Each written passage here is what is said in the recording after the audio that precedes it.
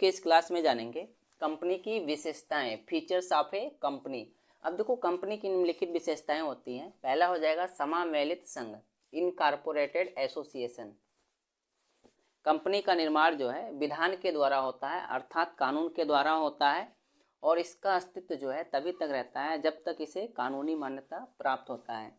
Company अधिनियम के अधीन कंपनी का निर्माण एवं पंजीयन, जिसे रजिस्ट्रेशन बोलते हैं, ठीक है, अर्थात उसका समामेलन कराना सभी कंपनियों के लिए क्या होता है, अनिवार्य होता है। दूसरा हो जाएगा कृत्रिम व्यक्ति, जिसे बोलेंगे आर्टिफिशियल पर्सन। कंपनी की दूसरी महत्वपूर्ण विशेषता यह हो जाएगा कि जो कंपनी है वह विधान द्वारा अर्थात कानून के द्वारा निर्मित एक कृत्रिम व्यक्ति है, आर्टिफिशियल पर्सन है। कंपनी को कृत्रिम व्यक्ति अर्थात आर्टिफिशियल पर्सन इसलिए कहा जाता है क्योंकि इसका जन्म जो है अप्राकृतिक तरीके से होता है। मतलब यह जो है किसके द्वारा तैयार की जाती है, मानव के द्वारा तैयार की जाती है, इसलिए इसे क्या कहते हैं, कृत्रिम व्यक्ति, आर्टिफिशियल पर्सन कहते हैं। कंपनी जो है एक अदृश्य, अमूर्त और अमर व्यक्ति है, जिसका जो है केवल कानून की नज़रों में ही अस्तित्व होता है।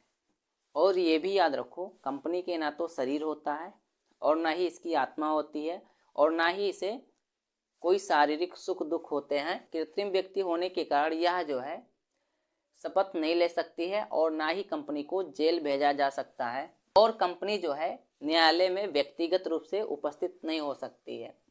तीसरा विशेषता हो जाएगा पृथक कानूनी अस्तित्व, सेपरेट लीगल एंटिटी। यह जो है कंपनी की सबसे महत्वपूर्ण विशेषता है।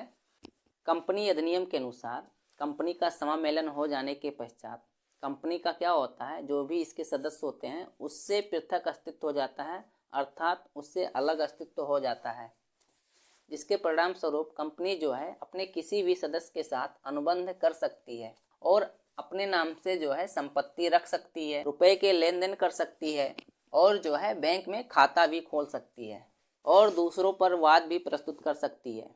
और क्या होता है, दूसरे व्यक्ति भी कंपनी पर वाद प्रस्तुत कर सकते हैं। चौथा विशेषता हो जाएगा अस्थायी अस्तित्व, परपीचुअल सक्सेशन। देखो कंपनी का अस्थायी अस्तित्व भी जो है इसका महत्वपूर्ण विशेषता होती है। कंपनी का जीवन जो है कंपनी के संचालकों अथवा सदस्यों के जीवन पर बिल्कुल निर्भर नहीं करता है। कंपनी के सदस्य जो है चाहे बदलते रहें या संचालक बदलते रहें, ऐसी स्थिति में क्या होता है, कंपनी जो है निर्विघ्न अर्थात बिना बाधा के कंटिन्यू चलती रहती है। इनके बदलने से कंपनी पर कोई प्रभाव नहीं पड़ता है, वह अपना कार्य करती रहती है। और इसके सदस्यों की मृत्यु हो जाने पर या पागलपन हो जाने पर या दिवालियापन हो जाने पर कंपनी के अस्तित्व पर इसका कोई प्रभाव नहीं पड़ता है। और कंपनी के सदस्य जो है आते रहते हैं, जाते रहते हैं, लेकिन कंपनी जो है लगातार, ठीक है, चलती रहती है। 5 नंबर हो जाएगा विशेषता सर्वमुद्रा अर्थात कॉमन सील। अब देखो कंपनी जो है एक आर्टिफिशियल पर्सन है, अतः जो है कंपनी किसी भी प्रलेख पर स्वयं हस्ताक्षर नहीं कर सकती है। देखो इसलिए कानून के अंतर्गत यह आवश्यक है कि प्रत्येक कंपनी की अपनी एक सर्वमुद्रा होनी चाहिए और जिस पर उस कंपनी का नाम जो है अंकित होना चाहिए, जिससे लोग पहचाने कि यह कंपनी फलाने की कंपनी है या फला कंपनी है, ठीक है। उसकी सर्वमुद्रा होनी चाहिए, उसकी एक लोगो होती है और उसी लोगो से लोग उसकी पहचान करते हैं।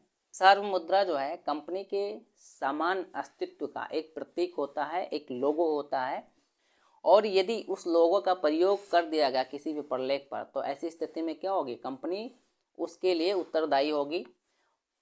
इसलिए जिन प्रलेखों को कंपनी के लिए गया हो अर्थात कंपनी में गया हो और उस कंपनी का उस पर सर्वमुद्रा न लगी हो अर्थात उसका लोगो उस पर न लगा हो, तो ऐसी स्थिति में उसके लिए कंपनी उत्तरदायी नहीं होगी, बल्कि वह व्यक्ति उत्तरदायी होगा जिस व्यक्ति ने उस प्रलेख पर सिग्नेचर किया था।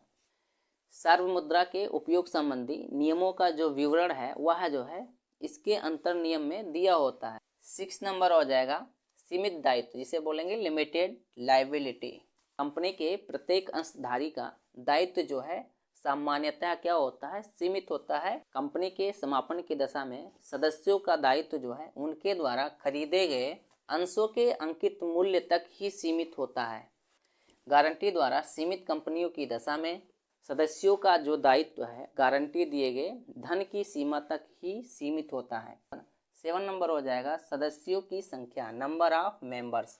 एक सार्वजनिक कंपनी में सदस्यों की संख्या जो है कम से कम 7 और अधिक से अधिक जो है इसके द्वारा निर्गमित जितने भी अंश होते हैं, शेयर होते हैं, उसकी संख्या तक होती है। दूसरे शब्दों में कहें कि इसकी अधिकतम संख्या निर्धारित नहीं है। निजी कंपनी में सदस्यों की संख्या जो है कम से कम कितने होती है, 2 होती है, और अधिक से अधिक जो है 200 होती है।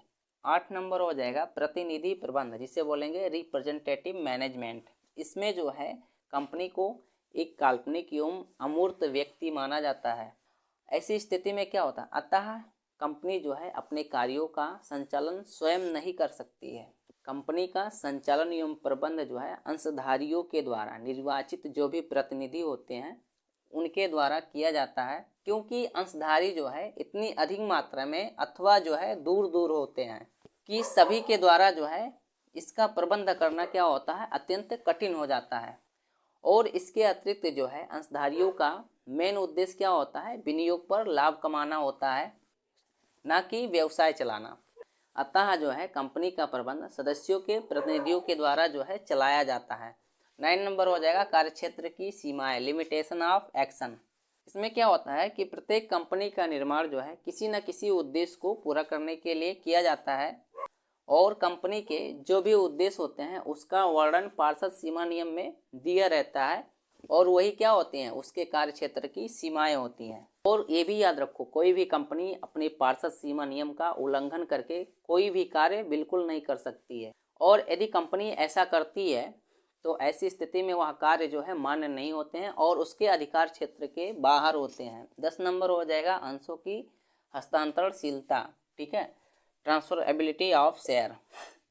इसमें जो है कंपनी की पूंजी क्या होती है, कुछ निश्चित मूल्य के अंशों में विभक्त होती है, अर्थात कुछ निश्चित मूल्य के अंशों में बटी होती है, जो कि उनके जो भी सदस्य होते हैं उसके द्वारा दी जाती है। कंपनी अधिनियम 2013 की धारा 44 के अनुसार प्रत्येक सदस्य जो है अपने अंशों को स्वतंत्रता पूर्वक किसी अन्य व्यक्ति को क्या कर सकता है, ट्रांसफर कर सकता है। ऐसा प्रावधान कहाँ है, कंपनी अधिनियम 2013 की धारा 44 में है।